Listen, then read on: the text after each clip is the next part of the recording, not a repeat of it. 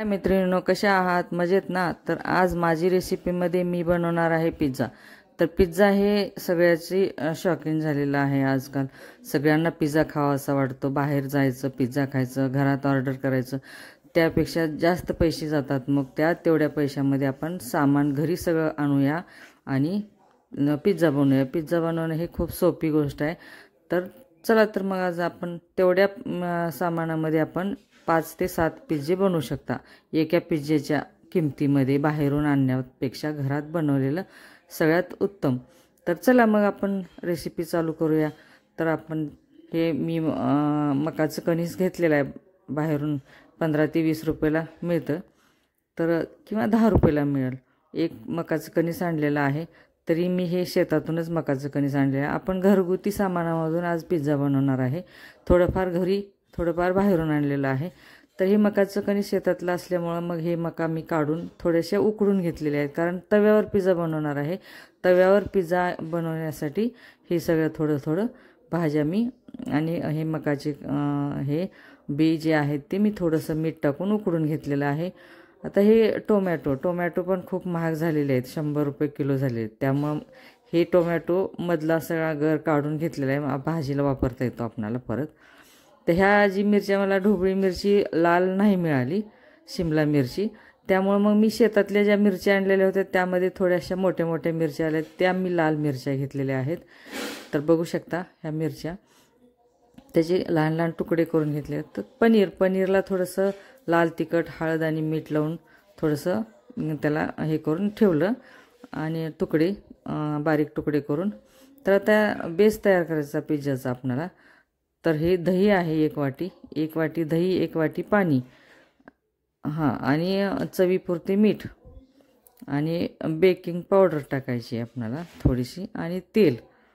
तर मग हे ऑप्शन आहे, टाकलंच पाहिजे. तर ठीक आहे, आता हे सगळं आपण फिरवून घेऊया. आणि आता ह्यासाठी 1 वाटी दही, 1 वाटी पाणी, त्या एवढंच असतं. आणि त्यामध्ये 2 वाट्या मैदा घालायचा आहे आपल्याला. 2 वाट्या मैदा. माझ्या मनात होतं की गव्हाच्या पिठाचा बनवायचा, पण बघूया म्हटलं, पहिल्यांदा ट्राय करते मी हे.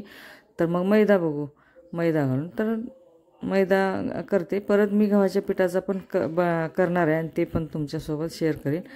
तर हे बघा, सगळं मळून ठेवलेलं आहे पीठ. आणि गॅस चालू करायचा आहे आपल्याला. इकडं थोडंसं पॅनवरती ठेवून थोडंसं तेल टाकायचं, आणि ज्या आपण कट करून भाज्या घेतलेल्या आहेत त्या भाज्या आपण थोडं फ्राय करायचं आहे, हलक्या ह्याच्यावर. मोठा गॅस करायचा नाही. थोडंसं तेल टाकून थोडंसं मीठ टाकायचं वरती आणि फ्राय करायचं आहे.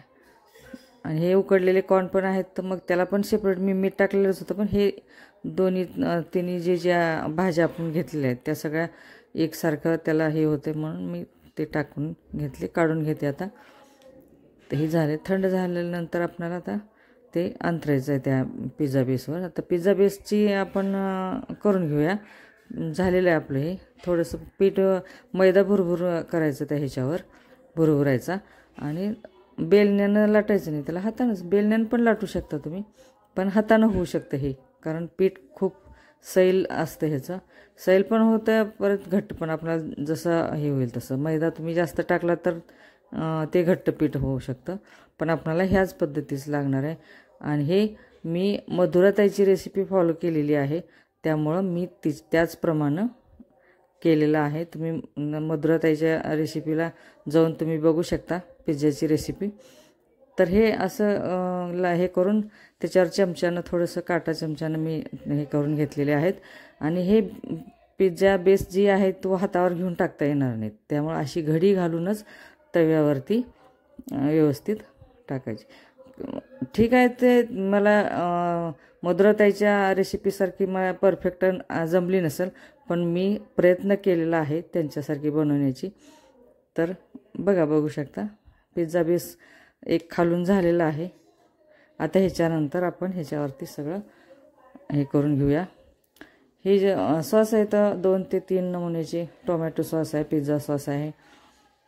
परत हे मी पिझ्झाबरोबर जे मिळते सॉस, किंवा जे ह्याच्यावरून मागवलेलं असते त्या पुड्या होत्या, त्याच्यातली एक मी टाकलेली आहे.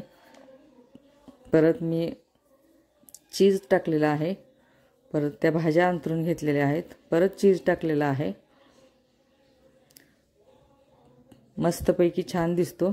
परत पनीर सगळं हे करते, परत मी मकाच्या कणसाची बी पण पेरते त्याच्यामध्ये।